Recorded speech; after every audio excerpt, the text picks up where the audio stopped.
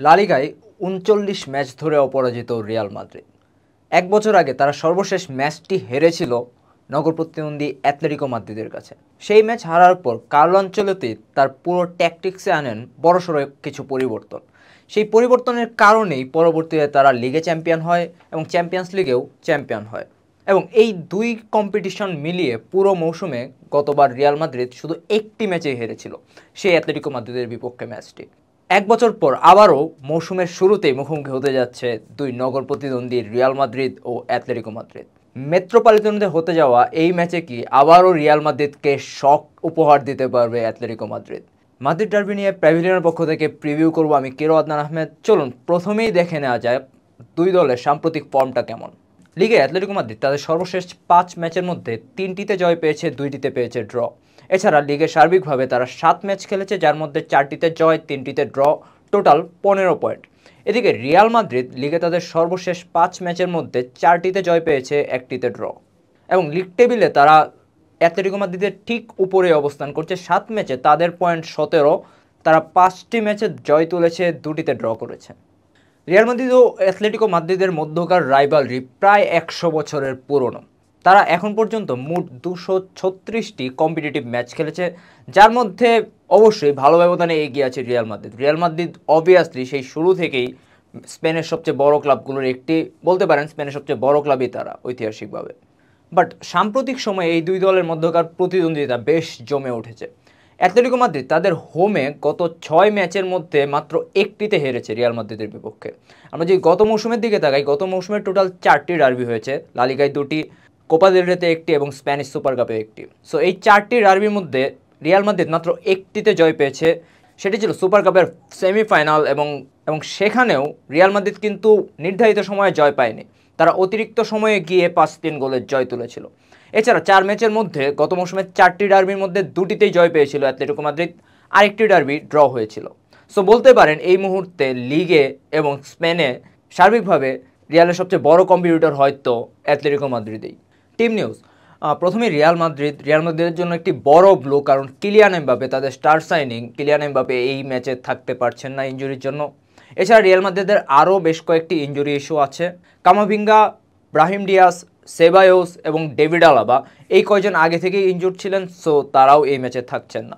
এদিকে অ্যাটলেটিকো মাদ্রিদের ইনজুরি সমস্যা এতটা গাঢ় না।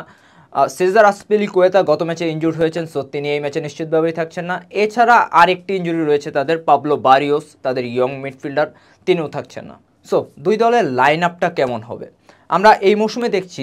ডিয়েগো সিমিওনে তার ফরমেশন সাজাচ্ছেন 5-3-2 ফরমেশনে। ডিয়েগো সিমিওনে আমরা জানি নর্মালি তিনি 4-4-2 প্রেফার করেন, তিনি তার সর্বশেষ ম্যাচেও অ্যাকচুয়ালি 4-4-2 খেলেছেন, বাট পুরো মৌসুমে শুধু এই একটি ম্যাচে তিনি 4-4-2 খেলেছেন। সো আশা করা যাচ্ছে এই ম্যাচে তিনি আবার 5-3-2 ফিল্ড করাবেন। সো তাদের ফরমেশনটা কেমন হবে? 5-3-2 মাঝখানে এখানে 3জন সেন্টার ব্যাক, রেনাল্ডো, লেনরমান তাদের এই মৌসুমের নতুন সাইনিং, এবং হিমেনেস, 3জনেই খুবই সলিড সেন্টার ব্যাক। সো আপনি আশা করতে পারেন খুবই ডিফেন্সিভলি তারা বেশ ভালো হবে। এছাড়া 2জন উইং ব্যাক, এই 2জন উইং ব্যাকের মাঝখানে সিমিওনে নর্মালি ট্রাই করেন একজন ডিফেন্সিভ মাইন্ডেড হবে, একজন অ্যাটাকিং মাইন্ডেড হবে। এখানে লিনো আছেন লেফট সাইডে। লিনো নর্মালি একজন অ্যাকচুয়ালি লেফট উইঙ্গার বলতে পারেন, তিনি more of a winger than a defender. So Lino খেলবেন আশা করা যাচ্ছে। আর এই পাশে একজন ডিফেন্সিভ মাইন্ডেড উইং ব্যাক খেলতে পারেন, সেটা ইয়োরেন্তে হতে পারে অথবা মলিনা হতে পারে। মিডফিল্ডের 3জনকেই বলতে পারেন আপনি বক্স টু বক্স মিডফিল্ডার। সিমিওনের মিডফিল্ডাররা সবসময় বক্স টু বক্স হয়ে থাকে। এখানে তাদের নতুন সাইনিং গালাগার আছেন, গালাগার অলরেডি সিজন ভালোভাবেই শুরু করেছেন। নাম্বার 6 হিসেবে খেলবেন কোকে, তিনি সিমিওনের দীর্ঘদিনের সৈনিক। এছাড়া ডিপল হয়তো থাকবেন মিডফিল্ডে, একজনের পজিশনে হয়তো চেঞ্জ হতে পারে, এখানে ডিপলের জায়গায় হয়তো ইয়োরেন্তে খেলতে পারেন অথবা ডিপল স্টার্ট করবেন হয়তো। সামনে আমরা মোটামুটিভাবে বলতে পারি যে জুলিয়ান আলভারেস শুরু করছেন শিওর, এই ব্যাপারে আমরা এক ধরনের নিশ্চয়তা দিতে পারি। এছাড়া গ্রিজমানও খেলতে পারেন। আমরা জানি যে গ্রিজমান সিমিওনের টিমের গত কয়েক বছরের সবচেয়ে ইম্পর্ট্যান্ট প্লেয়ার, বাট তার কিছুটা বয়স হয়ে এসেছে এবং গ্রিজমানের লং টার্ম রিপ্লেসমেন্ট হিসেবে আপনি বলতে পারেন যে আলভারেসকে কিনেছে। সিমিওনের যে সামনে 2 স্ট্রাইকার থাকে, 2 স্ট্রাইকারের বৈশিষ্ট্যটা হয় এরকম যে 2জনের মাঝখানে একজন হবে হচ্ছে মোর অফ এ প্লে মেকার, আরেকজন হবে মোর of A out and out striker, যার শারীরিক অ্যাবিলিটি বেটার হবে। তিনি বক্সে নাম্বার 9 হিসেবেই থাকবেন, তিনি ক্রসে ভালো হবেন। সেটা করার জন্য গত মৌসুমে ছিল মোরাতা, এই মৌসুমে তারা একজন নতুন নাম্বার 9 এনেছে। সরলতকে এনেছে, বাট সরলত সম্ভবত মাদ্রিদ ডার্বিতে স্টার্ট করবেন না। সিমিওনে হয়তো সেই রিস্কটা নেবেন না, কারণ তিনি সিজনের শুরুটা এত ভালোভাবে করেননি, তিনি খুব একটা গোল পাননি। সো আশা করা যাচ্ছে দুজন প্লেমেকার নাম্বার 9 হয়তো সিমিওনে এই তার স্কোয়াডটা সাজাবেন। কারণ যদিও Griezmann obviously more of A number 10, but Alvarez কিন্তু নাম্বার 9 হিসেবেও দারুণ। সো আলভারেজ দুটা রোলেই প্লে করতে পারেন এবং এই ম্যাচে হয়তো তিনি number 9 out and out attacker হিসেবেই খেলবেন। আর রিয়াল মাদ্রিদের ফরমেশনটা কেমন হবে? রিয়াল মাদ্রিদ কিন্তু এই সিজনে, গত সিজনে ফরমেশন ছিল তাদের 4-3-1-2, বাট এই সিজনে তারা 4-3-3-এই খেলছে। কিন্তু সমস্যা হয়ে গেছে এখানে যে কিলিয়ান এমবাপে থাকছেন না এই ম্যাচে। নর্মালি এমবাপে যখন থাকেন, এমবাপেকে আমরা দেখছি এই সিজনের নাম্বার 9 হিসেবেই তিনি খেলছেন রিয়ালের দলে। বাট এমবাপে যেহেতু থাকছেন না, তখন তাকে কিভাবে রিপ্লেস করবেন আনচেলত্তি? দুটো উপায়ে আনচেলত্তি তাকে রিপ্লেস করতে পারেন। এক, নাম্বার 9 হিসেবে সরাসরি ডিরেক্ট রিপ্লেসমেন্ট এনরিককে খেলাতে পারেন। বাট এত বড় ম্যাচ, এই ম্যাচে এনরিককে তিনি স্টার্ট করাবেন কিনা সেটা আগে থেকে বলা যাচ্ছে না। স্টার্ট করার সম্ভাবনা ক্ষীণ, কারণ এনরিক ডিফেন্সিভলি এত ভালো না, এবং আমরা জানি অ্যাটলেটিকো মাদ্রিদ ইজি অপোনেন্ট না। এই ম্যাচে এক্সপেরিমেন্ট করানোর চেষ্টা হয়তো করবেন না আনচেলত্তি। সেক্ষেত্রে তিনি তার পুরনো ফর্মুলায় ব্যাক করতে পারেন, অর্থাৎ গত মৌসুমের ফরমেশনে ব্যাক করতে পারেন। জুড বেলিংহাম খেলতে পারেন ফলস 9 হিসেবে, তিনি আবার ট্র্যাক ব্যাকও করবেন। আমরা জানি যে জুড বেলিংহাম অনেক দারুণ কিছু লেট রান নেন এবং তিনি প্রচুর গোল করতে পারেন।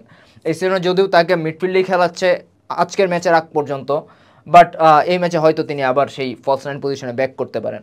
এছাড়া এই দুই পাশে অবভিয়াসলি রদ্রিগো আর ভিনিসিয়াস তো খেলছেন, তাদের মিডফিল্ডেও খুব চেনা জানা আমাদের। সোয়ামেনি নাম্বার 6, মদ্রিচ এবং ভালভার্দে খেলবেন। টনি ক্রুস তো এই সিজনে আর নেই, তিনি রিটায়ার করেছেন। ডিফেন্সের যেহেতু ডেভিড আলাবা থাকছেন না, তার জায়গায় মেন্ডি খেলছেন, কারবাহাল তো থাকছেনই, আর তাদের দুই সেন্টার ব্যাক মিলিতাও এবং রুডিগার যথারীতি থাকছেন। সো এখন ট্যাকটিক্যাল ব্যাটেলটা কোন জায়গায় হতে পারে, দুই দলের ট্যাকটিক্যাল ব্যাটেলটা কোন জায়গায় হতে পারে? একটা ইম্পর্টেন্ট জায়গা হচ্ছে দুই ফ্ল্যাঙ্কটা কীভাবে দুই দল ম্যানেজ করবে সেটার উপর খেলার অনেক কিছুই ডিপেন্ড করবে। আমরা জানি যে রিয়াল মাদ্রিদ ফ্ল্যাঙ্কে দারুণ, তাদের দুজন খুব দারুণ উইঙ্গার আছে, ভিনিসিয়াস, রদ্রিগো, তারা দুজনেই ওয়ার্ল্ডের এই মুহূর্তে বেস্ট উইঙ্গারদের দুজন। সো তারা ফ্ল্যাঙ্কে মানে তাদেরকে কীভাবে সামাল দিবে অ্যাটলেটিকো মাদ্রিদ, সেটার জন্য অ্যাকচুয়ালি সিমিওনের এই 5-3-2 ফরমেশনটা। ফ্ল্যাঙ্কে যদি দুজন থাকেন, এই দুজনকে সামাল দেওয়ার জন্য অ্যাটলেটিকো অ্যাকচুয়ালি দুটা করে প্লেয়ার আছে, একজন সেন্টার ব্যাক এবং উইং ব্যাক। এই দুজন মিলে হয়তো এই দুজনকে সামাল দিতে চাইবেন।